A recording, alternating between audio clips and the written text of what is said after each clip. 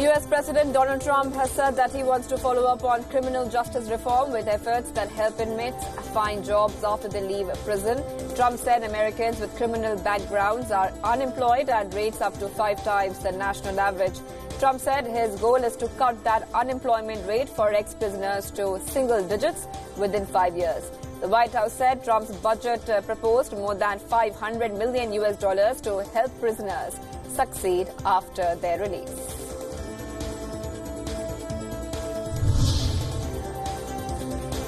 U.S. Acting Secretary of Defense Patrick Shanahan welcomed his Filipino counterpart to the Pentagon. Philippine Secretary of National Defense met with an honor cordon upon his arrival. The meeting came as the U.S. and Philippines forces formally opened the Balikatan exercises. The annual military exercise will involve 7,500 American and Filipino personnel. The Balikatan, which translates as shoulder to shoulder, is aimed at improving the coordination of the two countries' armed forces.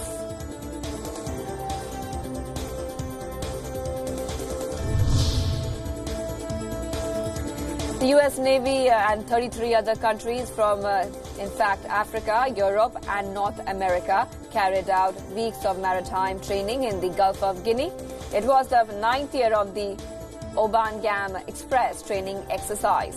A drill aimed at improving safety against pirates and to improving the monitoring of West Africa coastline. 2,500 personnel, 95 ships and 12 aircraft participated in the exercise.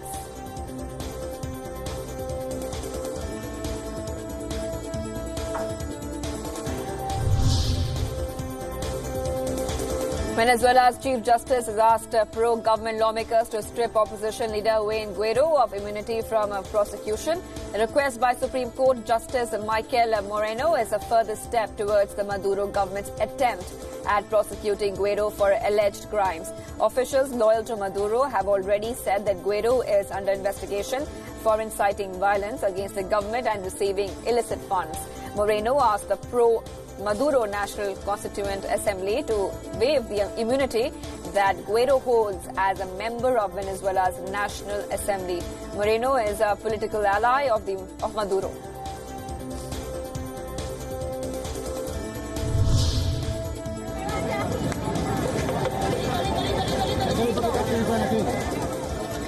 Venezuelans prepared to hold protest over shortage of power and water. This was followed by angry demonstrations as Venezuela President Maduro prepared to begin, in fact, the rationing program. Police fired gunshots in parts of Caracas after residents set up burning barricades to demand a return of electricity and running water.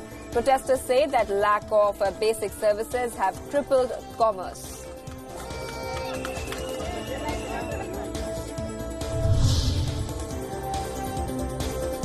British lawmakers have again failed to agree on any alternatives to the government's rejected Brexit deal. Lawmakers rejected 4 options in votes in the House of Commons. The votes were an attempt to forge an alternative to Theresa May's rejected European Union divorce deal.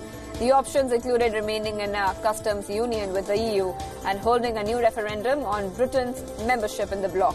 Meanwhile, the May government is still trying to build support for its Brexit deal, which has been rejected by the Parliament thrice.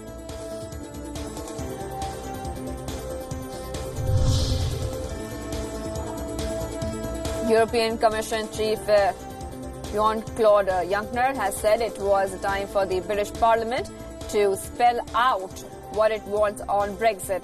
Juncker said that the mythical Sphinx was an open book in comparison to UK lawmakers.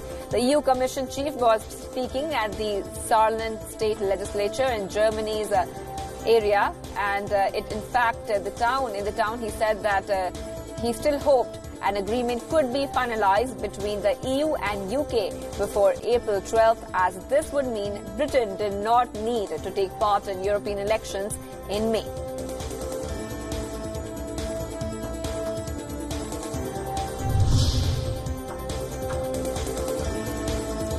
In Peru, 8 men suffocated to death in an unauthorized gold mine after a tunnel they dug began spewing fumes. The tunnel was located in northern town of Humachuco, the sole survivor of the mine tragedy, said that the miners became dizzy and suffered headaches in the tunnel. The ownership of the mine has not yet been established. In Peru, several mining sites in fact operate outside of the law and are linked to accidents, pollution and labor violations.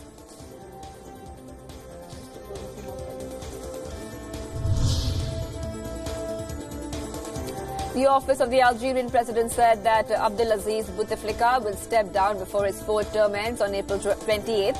A short statement from Bouteflika's office said he would take important steps to ensure the continuity of the functioning of state institutions after he leaves the office. The Algerian constitution calls for the head of the upper house of parliament to act as interim leader for a maximum of 90 days while an election is organized. Now, 82-year-old Bouteflika assumed office in 1999.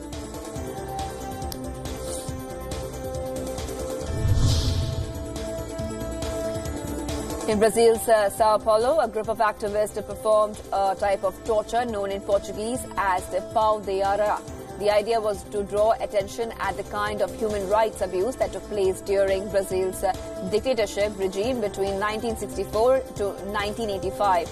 Now, this translates as the parrot perch and consisted of hanging prisoners from a metal rod. The prisoners were subjected to beating, sexual abuse and electrical shocks. The performance comes a day after thousands of demonstrators took to the streets of Brazil with cities, in fact, to protest the 55th anniversary of the coup that instituted the country's military regime.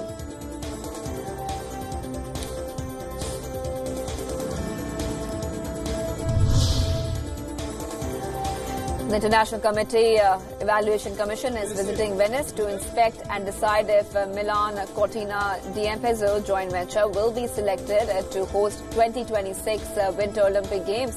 The IOC Evaluation Commission will study the candidacy for the 5 days from Tuesday to Saturday before making the decision in June. Stockholm in Sweden is the other candidate vying for the right to host the Winter Games in 7 years. Now, Cortina, in fact, will host the 2021 Ski World Championships. The IOC will decide on June 24th which city will host the Olympic Winter Games.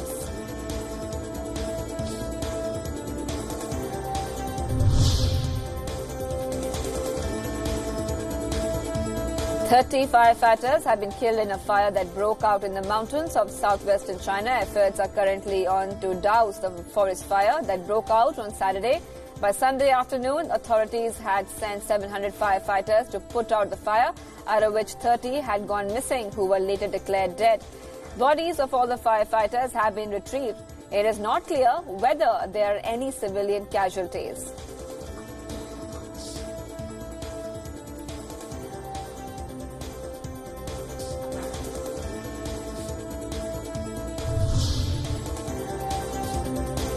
Sri Lankan authorities have destroyed more than 767 kilograms of cocaine with an estimated value of more than $100 million. Upon recovery, the drugs were being transported under heavy security to be burned and destroyed. Sri Lankan President Maithripala Sirisena has said that he would set a date to carry out death penalty against convicted drug smugglers.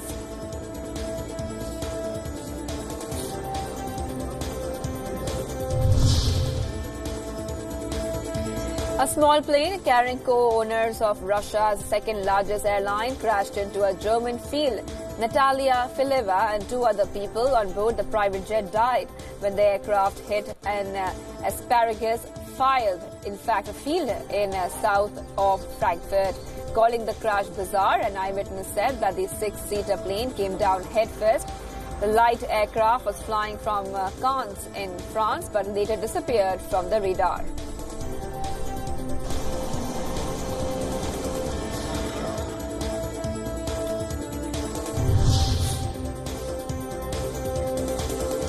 UN human rights chiefs has said that it will be a serious setback to human rights if Brunei allows death by stoning for adultery and homosexuality. The Muslim majority nation plans to implement the Islamic sharia law from 3rd April. The new law will allow a death penalty for rape, adultery and public flogging for abortion. International human rights law says that death penalty should only be used after a fair trial.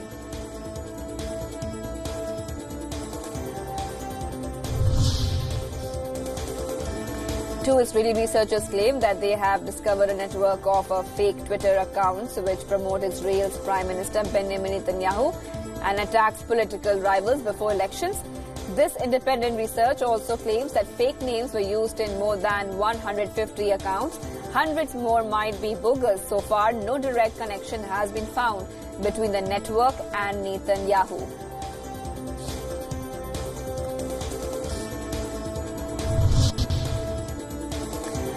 US President Trump has said that the nation's 2020 census would be meaningless without adding a citizenship question to the questionnaire.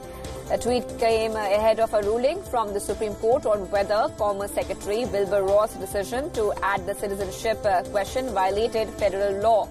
The US Constitution requires a census every 10 years. The results are used in making many important decisions like drawing political boundaries and allocating federal funds.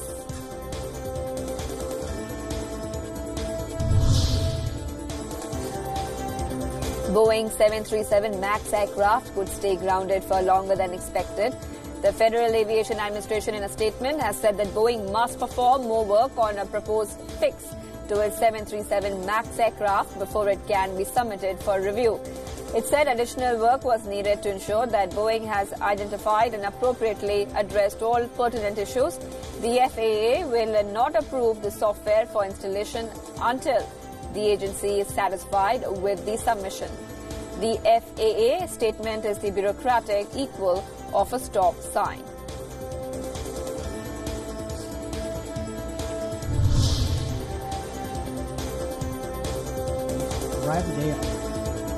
In a strong message to Turkey, Pentagon has halted all deliveries and cancelled any joint work with Turkey on the F-35 fighter jet program after the NATO ally insisted on a major purchase from Russia. The US claims that months of warning were ignored and that Turkey's decision to buy Russia's S-400 system was incompatible with whatever remains of the US warplane program.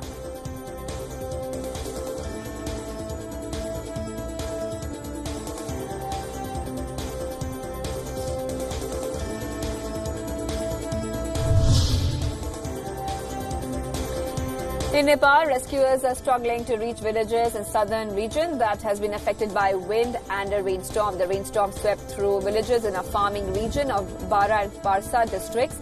At least 35 people have died, 100 others have been injured. Helicopters have begun taking the injured from their villages to medical facilities.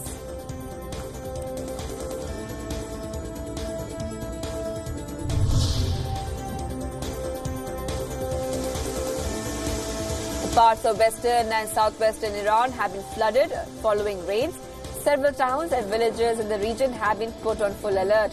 Evacuation warnings have been issued to residents of Dauristan province. According to reports, the flash floods have claimed 1 life so far. Officials are also warned about the possibility of dams bursts and have ordered emergency water discharges from reservoirs.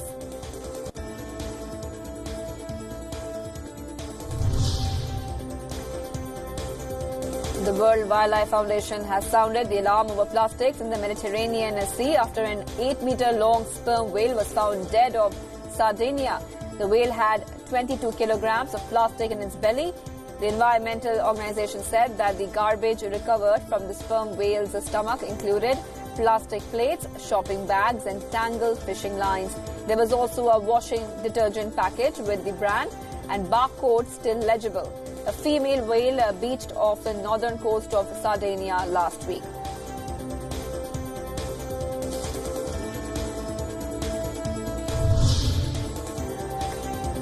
In Italy, firefighters rescued a cow which was trapped between cliffs on the coast of Sardinia. The animal was put into a harness and lifted to safety by helicopter.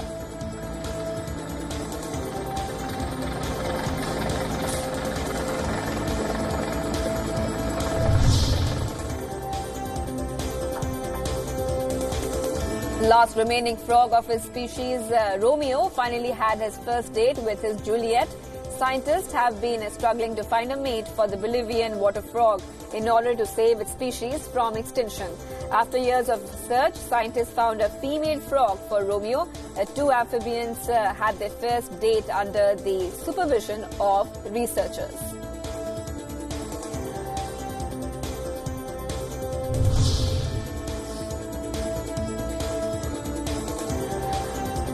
A new exhibit at Washington's Smithsonian Museum of Natural History will house 3.7 billion years of life on Earth and will feature one of the most intact Tyrannosaurus rex fossils in the world. The fossil hall at the Natural History Museum closed in at 2014 in order to undergo an extensive $110 million upgrade. A 31,000 square foot exhibit is still under construction. Workers are busy putting the finishing touches on the Grand Hall, which is scheduled to open to the public on the 8th of June. A dinosaur skeleton, in fact, is featured in the refurbished hall with more than 700 other specimens, including plants, animals, insects, and more dinosaurs.